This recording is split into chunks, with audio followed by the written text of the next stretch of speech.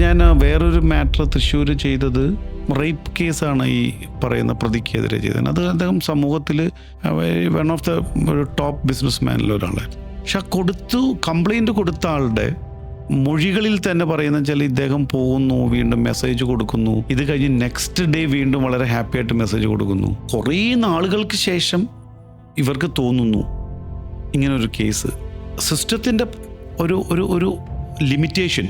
കാരണം allegation constitute an offence. അതിൻ്റെ സത്യം കണ്ടെത്തണമെങ്കിൽ ആ പ്രോസസ്സിലൂടെ ഇയാളെ കടത്തി വിടണം. അത് എത്ര പെയിൻഫുള്ളാണ്. അതുപോലെയുള്ള ഇൻസിഡൻസും കേസുകളും കൂടി വരാണ്. രണ്ട് രീതിയുണ്ട്. ഇപ്പോൾ ചെയ്തവൻ ശിക്ഷിക്കപ്പെടണം, ചെയ്യാത്തവന് ഒരു ഓണററി എക്സിറ്റ് ഉണ്ടാവണം.